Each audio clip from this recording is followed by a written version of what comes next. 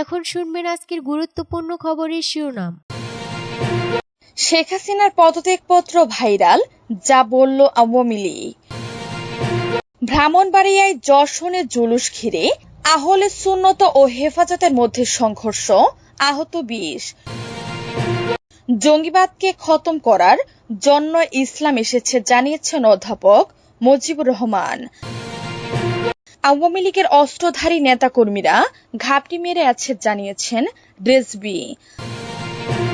আসাদুজ্জামান নূর ও মাহবুব আলী কারাগারে। রোকেয়া বিশ্ববিদ্যালয় উপাচার্য নিয়োগের দাবিতে শিক্ষার্থীদের মহাসড়ক অবরোধ। শেখ হাসিনার পদত্যাগপত্র ভাইরাল, যা বলল আওয়ামী লীগ। সোশ্যাল মিডিয়ায় ভাইরাল হওয়ার সাবেক প্রধানমন্ত্রী শেখ হাসিনার পদত্যাগপত্রকে ভুয়া দাবি করেছে আওয়ামী লীগ। একই সঙ্গে গণমাধ্যমে এ বিষয়ে সংবাদ প্রকাশের সমালোচনা করেছে দলটি।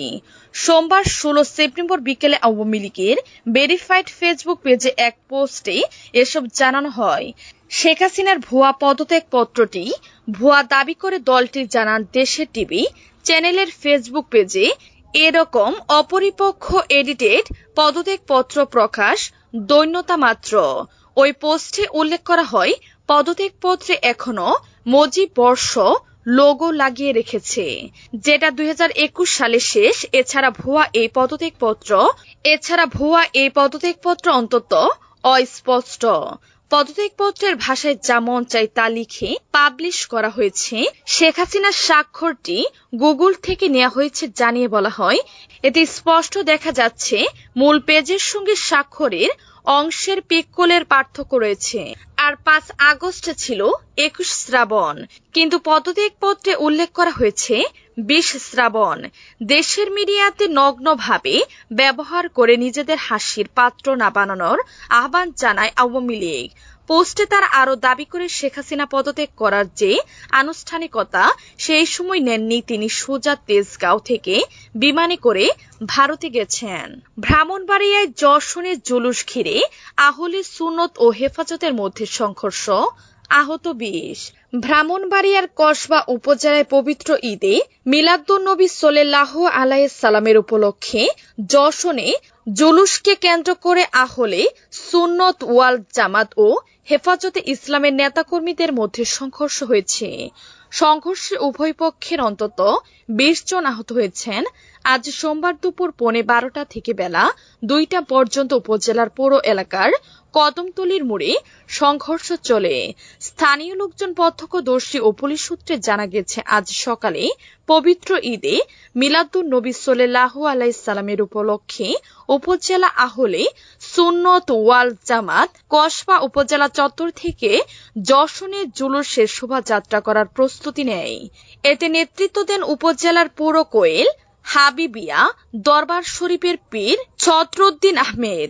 অপরদিকে উপজেলা হেফাজতে ইসলামের সাধারণ সম্পাদক মাওলানা গাজী ইয়াকুব ওসমানী নির্দেশে হেফাজতের অনুসারীরা যশোরে জুলুসের শোভাযাত্রা প্রতিরোধ করার ঘোষণা দেন। এতে উত্তেজনা ছড়ায়।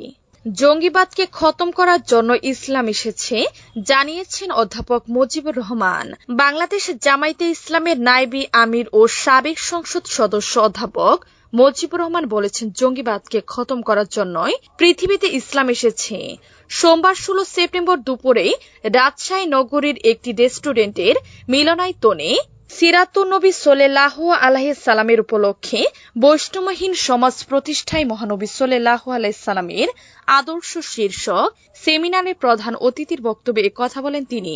অধ্যাপক মুজিবুর রহমান বলেন, যারা অপপ্রচার করে ইসলামকে কলঙ্কিত করার চেষ্টা করেছে, আল্লাহ দুনিয়াতে তাদের বিচার যেমন করেছেন আখিরাতেও করবেন। বিচার তাদের হতে হবে, দুনিয়া ও আখিরাতে ক্ষতিগ্রস্ত হতে তারা বাধ্য। যারা ইসলামকে বিভিন্নভাবে কলঙ্কিত করার চেষ্টা করেছে কিন্তু কিছুই করতে পারেননি, তারা পারবে না, বরং নিজেরাই কলঙ্কিত হয়ে বিদায় হয়েছে। তিনি আরো বলেন, বৈষম্যকে কেন্দ্র করে ছাত্র জনতার আন্দোলন শুরু হয়েছে। দেখামাত্র কোন সরকার গুলি করার নির্দেশ দেয়নি। জালিম আওয়ামী লীগ সরকার সেই নজির সৃষ্টি করেছে। বৈষম্যহীন সমাজ করতে কুরআন ও সুন্নাহ ভিত্তিক সমাজ করতে হবে। আওয়ামী লীগের অস্ত্রধারী নেতা কর্মীরা ঘাপটি মেরে আছে জানিয়েছেন রেজভী।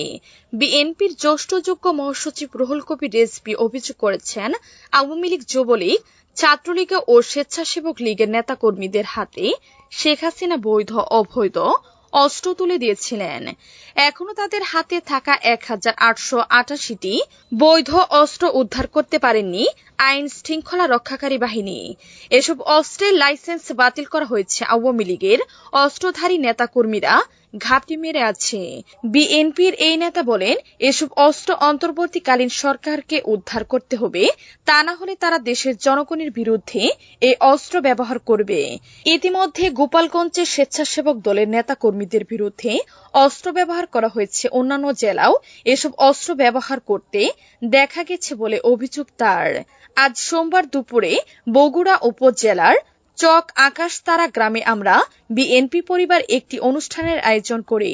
অনুষ্ঠানে ছাত্র জনতার আন্দোলনে নিহত কোমর উদ্দিন খান, শাকিল হোসেন ও জিল্লুর রহমানের পরিবারের হাতে বিএনপির পক্ষ থেকে অনুদান দেওয়া হয়। সেখানে রেজভী এসব কথা বলেন। আসাদুজ্জামান নূর ও মাহবুব আলী কারাগারে।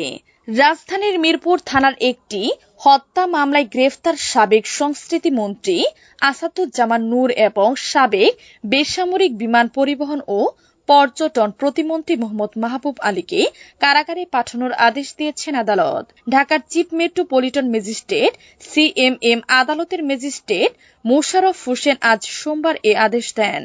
এর আগে মিরপুর থানায় দায়ের করা সিয়াম সর্দার 17 হত্যা মামলায় আসাদুজ্জামান নূর ও মাহবুব আলীকে গ্রেফতার দেখিয়ে কারাগারে আটক রাখার আবেদন করে পুলিশ। অপরদিকে দুজনের জামিন চেয়ে আবেদন করেন তাদের আইনজীবীরা। আসাদুজ্জামান নূরের আইনজীবী লিয়াকত হোসেন আদালতকে লিখিতভাবে বলেন, তার মক্কেল অসুস্থ, তার বয়স 78 বছর, তিনি হৃদরোগে আক্রান্ত, এছাড়া অ্যাজমা ও ডায়াবেটিস রয়েছে। উভয় পক্ষের শুনানি নিয়ে আদালতে আসাদুজ্জামান নূর ও মাহবুব আলীর জামিন আবেদন নাকচ করে তাদের কারাগারে পাঠানোর আদেশ দেন। এর আগে আজ বেলা 3টায় কড়া পুলিশ পাহারায় এই দুইজনকে আদালতে হাজির করে পুলিশ। পরে তাদের রাখা হয় আদালতের হাজতখানায়। সেখান থেকে দুজনের মাথায় হেলমেট ও শরীরে বুলেট প্রুফ জ্যাকেট পরিয়ে আদালতের এজলাসে তোলা হয়। তখন তাদের দুজনের হাতকড়া পরানো ছিল। মামলায় কাগজপত্রের তথ্য মতে গত 18 জুলাই রাজধানীর মিরপুর এলাকায় সিয়াম সর্দার 17 নামের এক কিশোরকে হত্যার অভিযোগে সাবেক প্রধানমন্ত্রী শেখ হাসিনা সহ 114 জনের বিরুদ্ধে হত্যা মামলা করা হয়েছে। রোকেয়া বিশ্ববিদ্যালয় উপাচার্য নিয়োগের দাবিতে শিক্ষার্থীদের মহাসড়ক অবরোধ। রংপুরে বেগম রোকেয়া বিশ্ববিদ্যালয়ের উপাচার্য নিয়োগের দাবিতে রংপুর ঢাকা মহাসড়কের মডার্ন মোড় এলাকায় 2 ঘণ্টা অবরোধ করে বিক্ষোভ করেছেন শিক্ষার্থীরা।